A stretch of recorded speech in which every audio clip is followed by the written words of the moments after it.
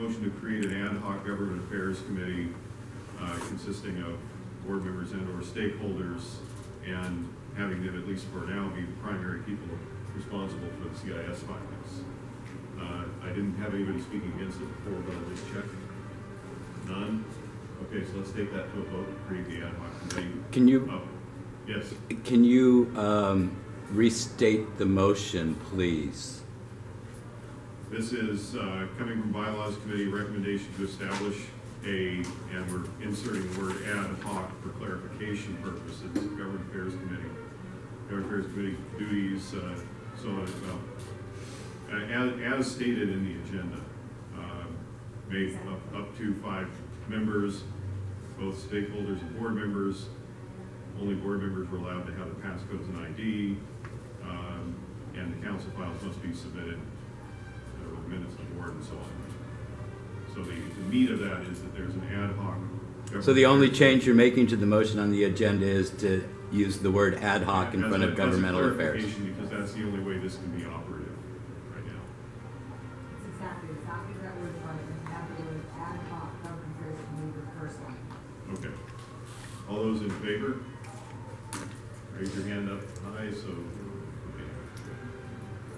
Okay. Got okay, we have Anthony Matthews, Brandon Schindleheim, Eric Vansker, Mike Benedetto, Bonnie Bursk, Renee Trinidad, Darren Lopez, and Jeff Warwick.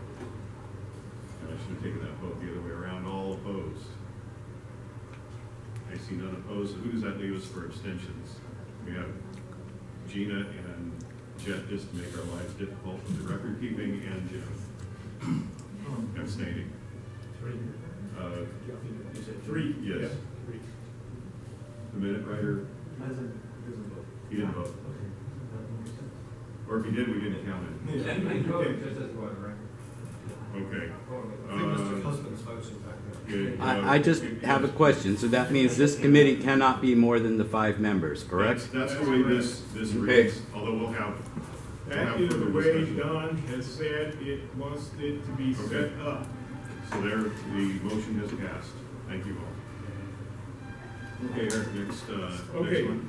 Next one are funding guidelines. Let me just add to this, we have no committee members in there, so at the next meeting, if you could make some recommendations and get people who are willing to serve on that committee. And then Brad will be here next month, and he can make those appointments. Well, I first like to see volunteers. I don't want to be putting down people's names.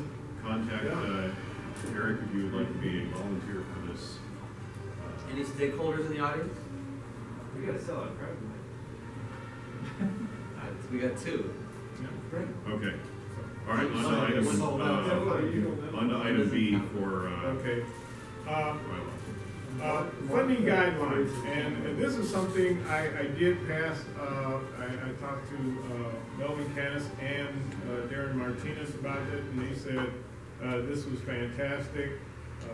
He said he wished more neighborhood councils would come up with guidelines. I'll read them off, but I think y'all know. Project must provide something of lasting value to the Granada Hills South Neighborhood Council, community, and stakeholders, and widespread community participation. 2, a project should be a cooperative venture among community organizations and stakeholders in the Granada Hills South Neighborhood Council area. 3, community organizations submit to Granada Hills South Neighborhood Council a written statement of how project will benefit organization and community. 4, participating organizations must commit to maintaining the improvements being funded. 5, funding needs requests should be a one-time action, not ongoing, which fills a specific need. 6, project should have a well-defined budget with Granada Hills South Neighborhood Council's contribution clearly defined by both cost and in items covered. 7, Granada Hills South Neighborhood Council will not provide more than 50% finance for any project and will favor projects that have more than 75% funding from other sources. 8, Neighborhood Council, Granada Hills Granada Hills South Neighborhood Council will make an effort to distribute project funding equally throughout the Granada Hills South Neighborhood Council area. Granada Hills South Neighborhood Council cannot reimburse individuals or organizations for expenditures they have already been made. 10, all funding must follow established Granada Hills South Neighborhood Council and Department of Neighborhood Empowerment procedures via either via one neighborhood council purpose grants, NPG, and application see below. The following here is the what you have to provide in order to get the funding. I don't have to read that off. Project number 11, project funded by Granada Hills South should be promoted as sponsored by the Granada Hills Neighborhood Council. 12, funding request must contain a project timeline with projected completion date, a project that can be completed during a single fiscal year at our preferred. And 13, funding recipients should be encouraged to return to demonstrate how funding was received by the community. Yes. Go ahead. Thanks, sir. Putting this together, obviously, this directly affects me. Yes. What I generally don't like in any of these sorts of things are these words, absolute words like must. Is this even part of our bylaws?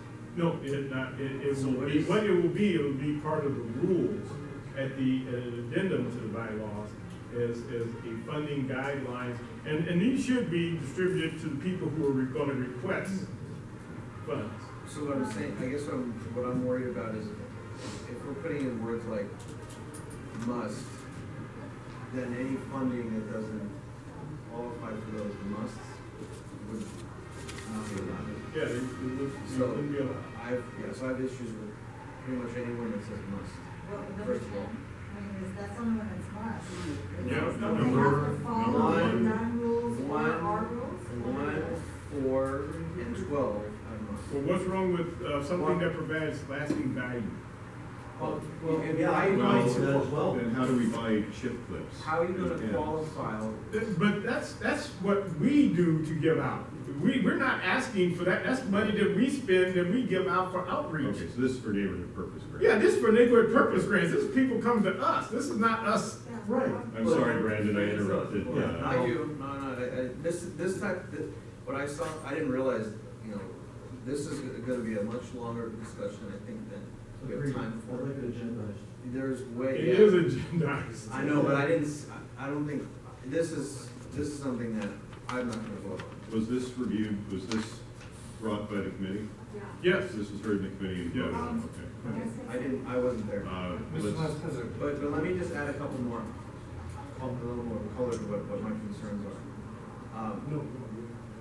So, community organization submits, so they're gonna have to provide a written statement.